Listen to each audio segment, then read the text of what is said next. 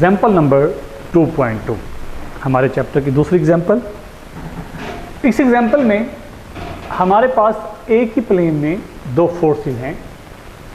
एक है 10 न्यूटन की फोर्स जिसे मैंने यहाँ पे नाम दिया होगा F1 का। एक हमारे पास है 20 न्यूटन की फोर्स जिसे हमने नाम दिया होगा यहाँ पे F2 का। दोनों फोर्सेस कोप्लैनर हैं। कोप्लैनर मीन एक ही प्लेन में लाई कर रही हैं। एक फोर्स जो हमारे पास 10 न्यूटन वाली है वो एंगल बना रही है 30 डिग्री विद एक्स एक्सिस। जो हमारे पास 20 न्यूटन की फोर्स है वो एंगल बना रही है 60 डिग्री विद एक्स एक्सिस। हमारा सवाल ये है, ये दोनों जो फोर्सेस हैं, ये दोनों फोर्सेस एक ही प्लेन में रहते हुए जो रिजल्टेंट फोर्स बनाएंगी वो कितनी होगी, और वो जो रिजल्टेंट फोर्स हमारे पास आएगी वो कितने डिग्री के एंगल पे लाई करेगी।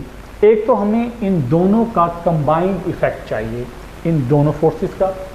दूसरा, वो कंबाइंड इफेक्ट कितने डिग्री के एंगल पे लाई करेगा। तो इस चीज़ को जानने के लिए हमने यहाँ पे डाटा बनाया।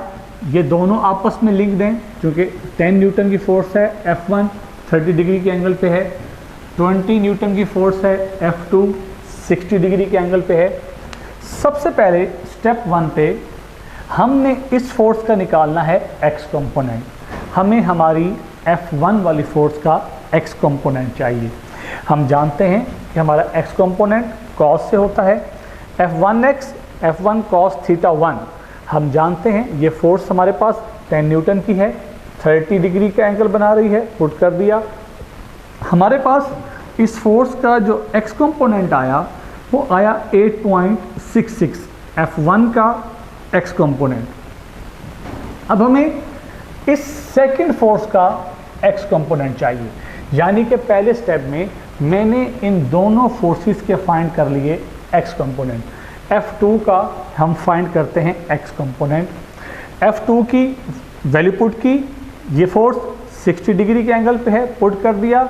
चूँकि x कंपोनेंट है cos के साथ लेके चलेंगे, हल किया, हमारे पास आंसर आया 10 न्यूटन। इस फोर्स का हमारे पास x कंपोनेंट आया था 8.66। इस सेकंड वाली फोर्स का हमारे पास x कंपोनेंट आया है 10। अगर मैं टोटल x कंपोनेंट निकालना चाहूँ इन दोनों फोर्सेस का, मैंने इस फोर्स का भी x कंपोनेंट ले लिया, इस फोर्स का भी x कंपोनेंट ले लिया, मुझे इन दोनों का टोटल अगर x कंपोनेंट चाहिए तो मैं इसको और इसको कर देता हूँ ऐड। मेरे पास दोनों का सम जो आया है x कंपोनेंट वो बन गया 18.66 न्यूटन। 8.66 10 18.66 न्यूटन। ये तो हमने दोनों के x कंपोनेंट निकाल के उनका टोटल निकाल लिया। सेम उसी तरह जैसे हमने x कंपोनेंट निकाले हैं, अब हम इनके निकालते हैं y कंपोनेंट्स। F1 का भी y कंपोनेंट, F2 का भी y कंपोनेंट। F1 का जब मैंने y कंपोनेंट निकाला तो ज़ाहिर बात है चूँकि हम y कंपोनेंट निकाल रहे हैं तो हम cos नहीं साइन को लेके चलेंगे, क्योंकि हम ये पढ़ चुके हैं रेक्टेंगुलर कंपोनेंट्स ऑफ वेक्टर में कि हमने x कंपोनेंट किस ट्रिग्नोमेट्रिक फंक्शन के साथ लेना है और y कंपोनेंट।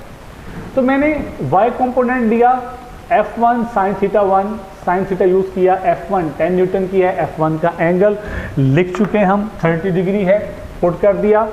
y कंपोनेंट इसका आ गया 5 न्यूटन।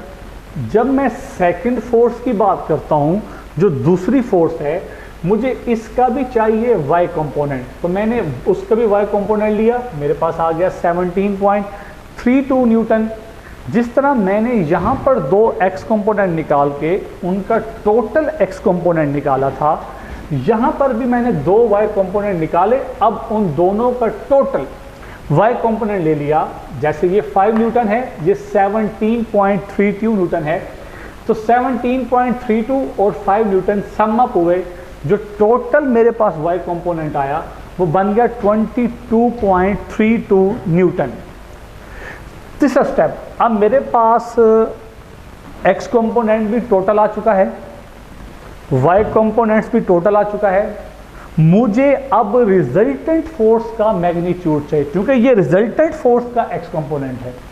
ये रिजल्टेंट फोर्स का y कंपोनेंट है, मुझे रिजल्टेंट फोर्स की मैग्नीट्यूड चाहिए। तो मेरे पास आप देख सकते हैं Fx भी है जो टोटल मेरे पास पड़ा हुआ है, Fy भी है, ये मेरे पास Fx है, ये मेरे पास Fy है।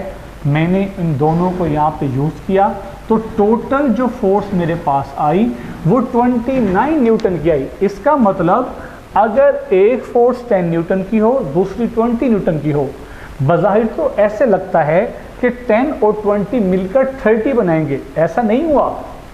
जब ये इतने डिग्री पे मिलकर अपना कंबाइंड इफेक्ट शो करती हैं तो कभी भी 10 और 20 मिलकर 30 नहीं हुई। तो सिचुएशन ऐसी चेंज हुई कि आंसर आ गया हमारे पास 29 न्यूटन। अब देखना है ये जो 29 न्यूटन मैग्नीट्यूड की फोर्स आई है, ये तो उसकी मैग्नीट्यूड है, कितने डिग्री के एंगल पे लाई कर रही है। तो डायरेक्शन ओरिएंटेशन फाइंड करने के लिए हम जानते हैं हमारे पास जो फार्मूला है theta is equal to tan inverse Fy over Fx। Fy भी हमारे पास है जो हमारे पास ये पड़ा हुआ है, Fx भी हमारे पास जो हमारे पास ये पड़ा हुआ है, दोनों को पुट किया, हमारे पास आंसर आ गया 50 डिग्री।